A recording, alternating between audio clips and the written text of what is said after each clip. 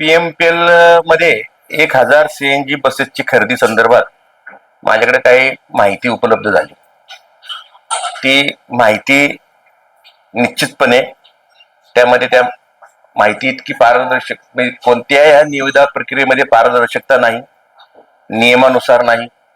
आमची महानगरपालिकेची जे योगदान आहे ते 40% म्हणजे आम्हाला देखील त्यांचं रक्कम भरावीची आहे.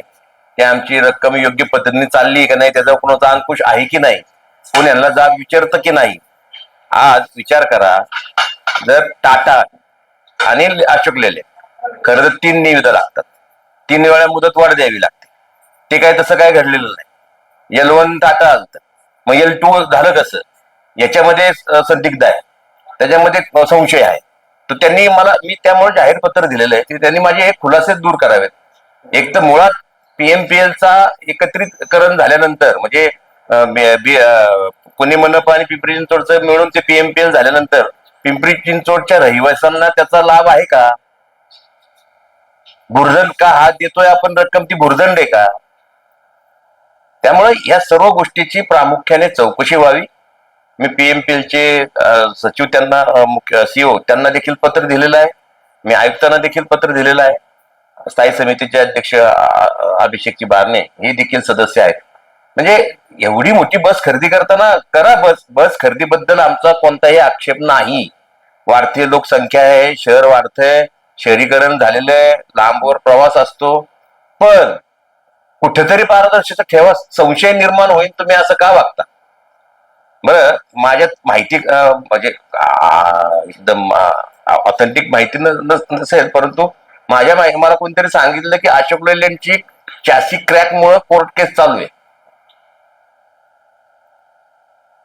तुम्ही मग कोणती, माझे काय दोन्ही कंपन्या काय नातेवाईक नाही, दोन्ही कंपन्या काय मी त्यांच्या दोन्ही कंपन्यांच्या विरोधात नाही. जे तुमच्या समोर येतं ते मी बोलतोय. आणि टाटाने आणि माझं तर त्याहून पुढे जाऊन मत आहे, जर टाटा आपलं शहराचं एक भूषण आहे आणि आमचे अनेक बांधव त्या ठिकाणी सेवा घेत आहेत. तर जर L1 ते येत असेल तर त्यांना नाकारायचं कारण काय? टाटा म्हणजे वर्ल्ड ब्रँड आहे.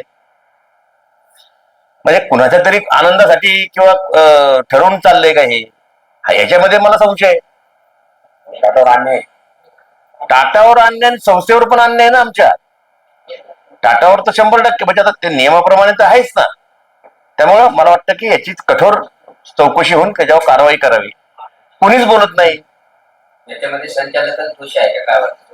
जे निविदा प्रक्रियेमध्ये आहेत ते कोणी असो, ते सर्वच दोषी म्हणण्यापेक्षा त्यांनी एक तर माझ्या पत्राचा खुलासा करावा. भाडे तत्वावर वाहनं चालतात त्या बंद करण्याचा काही संकल्पना आहे का? नाही, भाडे तत्वावर वाहने घ्यावी ज्यावेळेस असं ठरवलं जातं त्यावेळेस ते ठरवूनच घेतलं जातं की ती घ्यावीच, ती काय बंद वगैरे होणार नाही. 1000 बस खरेदीचा संदर्भ येतो त्याचा नाही, 1000 हा पार्ट वेगळा आहे. आता शहर मोठे आहे आणि सीएनजी काळानुरूप बदलणं हे देखील गरजेचं आहे. प्रदूषण मोठ्या प्रमाणावर होत आहे, त्यामुळे या सर्व बदल हे स्वीकारावेच लागतील. बसच्या खरेदी बाबतीत देखील आमचा विरोध नाही. तुम्ही पीएमपीला पत्र दिले, पत्राची जर त्यांनी दखल घेतली नाही तर पुढचं भविष्य काय असेल? परत एकदा आम्ही वरिष्ठांकडे जाऊ, त्यांच्या वरिष्ठांकडे जाऊ. बाजार भावापेक्षा जास्त किमतीने या बसेस खरेदी केल्या का, तुम्हाला काय वाटतं? बाजार भावापेक्षा जास्त किमतीने या बसेस खरेदी केल्या आहेत त्याबद्दल मला शंका आहे, म्हणून मी प्रश्न विचारला. आता ते मला निरसन त्याचं होईल त्यांचं आल्यानंतर, मग त्यावर मी भाष्य करेल. त्यावर स्टँडिंग चेअरमन सदस्य आहेत, त्यांच्याकडून त्यांनाही पत्र दिलं.